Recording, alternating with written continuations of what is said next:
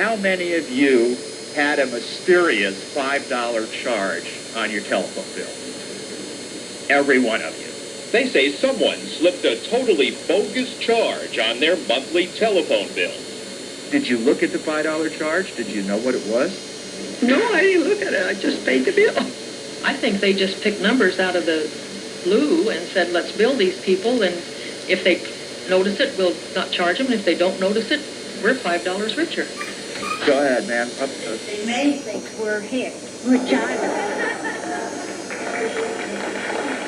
And I was, because I saw the bill, but I'm of the generation that you pay your bills.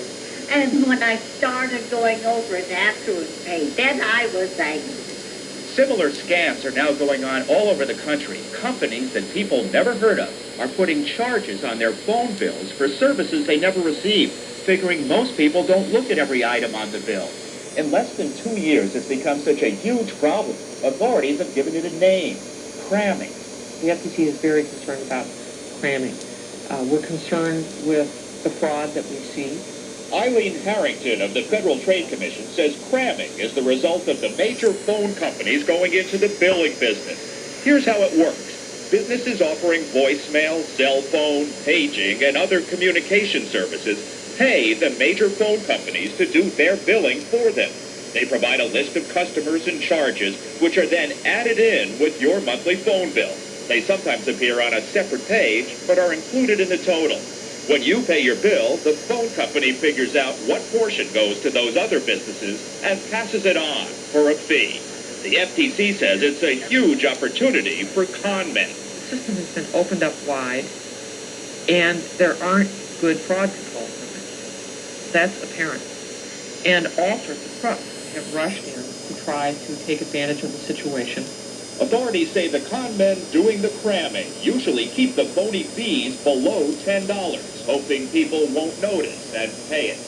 That amount seems to kind of fly below a lot of consumers' radar, and people just pay. And when you do it in large volume, it really adds up. It sure does. California authorities say in just 3 months last year, Manuel Cepeda made more than $500,000 putting bogus $7.95 charges on the phone bills of more than 30,000 people. Apparently, many people pay because it says FTC long distance, so they thought it had something to do with the Federal Trade Commission. Actually, FTC are the initials of Cepeda's company, Future Telephone Communications. He's pled not guilty to grand theft. Experts say nationally the problem of cramming continues to grow. Just since last September, there have been over 1,200 complaints in Texas, 1,000 in Missouri, over 800 in Florida, 400 plus in Illinois, and more than 200 in New York.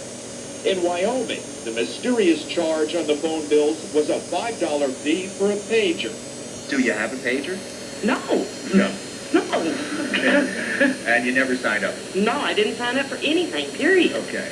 These Cheyenne residents, it turns out, are just the tip of the iceberg in a 3-state scam in which authorities say at least 14,000 people had a charge on their phone bill for a pager service. Many of those bills were elderly, like 85-year-old Gladys Hood, who lives in a Cheyenne nursing home. You spent most of your time here. Do you have any need for a pager? No.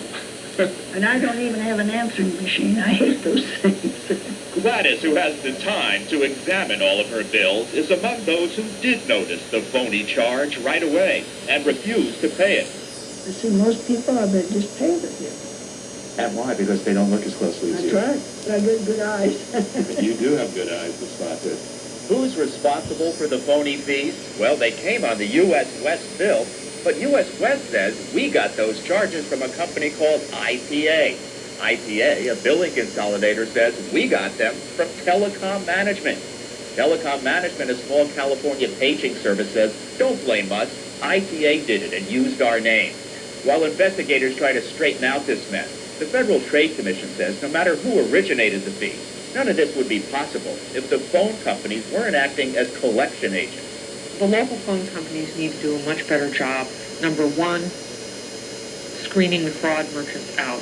The FTC, which is getting cramming complaints from around the country, says the phone companies still don't use many basic safeguards to protect their customers.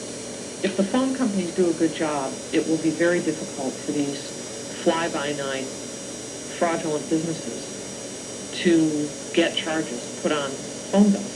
These Cheyenne residents agree that their local phone company, U.S. West, should be held responsible for the phony charges because they were on the U.S. West bill. If it hadn't come on this familiar billing, you see, people would have said, now, who in the Sam Hill is ITA, you know? Why didn't U.S. West, screen that stuff out before they sent it to the customers? U.S. West makes millions of dollars a year, and they gotta throw these scams in on us and make us pay it. What does U.S. West have to say? The company, which provides telephone service to 14 states, says it's only had problems with 2 of the hundreds of businesses it bills for.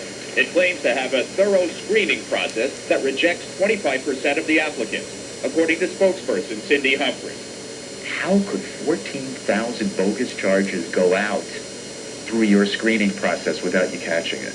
It was a failure, and we need customers to help us with those. Call us. Tell us that there's something wrong, because that's against our billing policy. Why do you let companies like ITA and telecom management use your billing system? Consumers want the convenience of a single bill for all their telecommunications products, one-stop shopping for paging and voicemail. So it's a benefit to our consumers. Who says consumers want everything on one bill? It's been something that we've heard in our market research. Apparently, the market researchers never spoke with some of these Cheyenne residents. Why is the phone company charging for somebody else? I mean, I don't pay my grocery bill through the phone company. I don't pay my car payments through the phone company. They let them use their billing system. They don't have to do that. They can have their own billing system. And